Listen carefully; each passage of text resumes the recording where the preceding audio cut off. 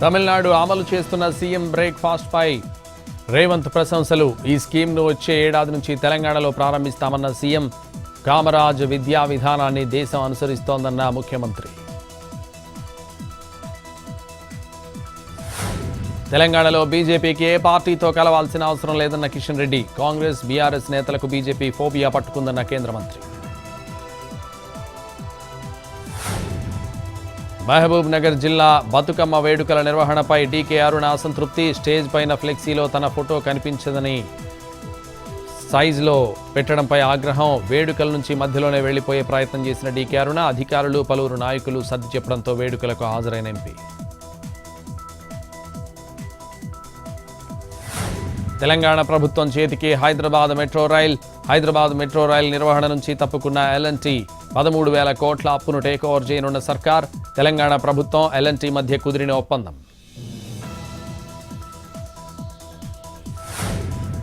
Social మీడియాలో అనుచిత వ్యాఖ్యలు చేస్తే ఇకపై కఠిన చర్యలు.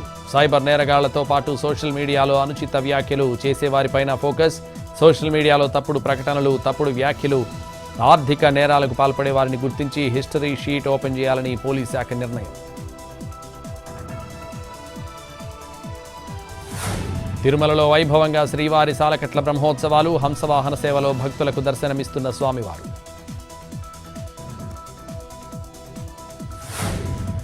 నిర్మల్ జిల్లా ఖానాపూర్లో దెబ్బతిన్న సదర్ మార్ట్ ఆనకట్ట గేట్లు. నిరంతరం వరద తాకిడి కారణంగా 6 గేట్ల నుంచి ధ్వంసమైన 2 గేట్లు. ఒకటి పూర్తిగా విరిగిపోగా మరొకటి వంగినట్లు చెబుతున్న అధికారులు. ఆదిలాబాద్ జిల్లా తలమడుగులో ఆదివాసీల మహాపాదయాత్ర.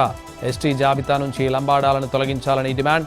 వెంకటేశ్వర ఆలయం నుంచి తహసీల్దార్ కార్యాలయం వరకు ర్యాలీ.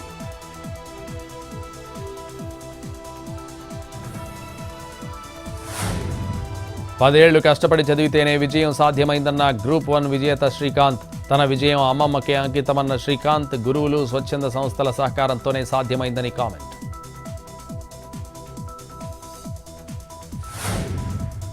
నంద్యాల పద్మావతి నగర్లోని నగల దుకాణంలో భారీ కుంభకోణం. PMJ జ్యువెలర్స్ బ్రాంచ్లో చేతివాటం ప్రదర్శించిన సిబ్బంది. దాదాపు 2 కోట్లకు పైగా అక్రమాలకు పాల్పడినట్లు గుర్తించిన యాజమాన్యం. షోరూమ్ మూసేసి 2 రోజుల నుంచి ఆడిటింగ్ నిర్వహణ.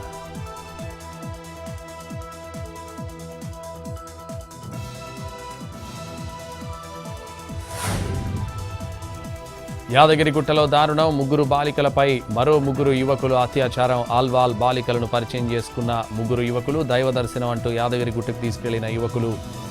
దర్శనం అనంతరం బాలికలను లాడ్జికి తీసుకెళ్లి యువకుల అత్యాచారం.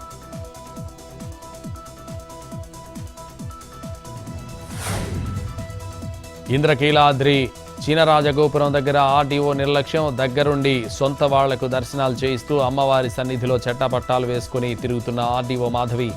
అధికారిని తీరుపైన సామాన్య భక్తుల ఆగ్రహం.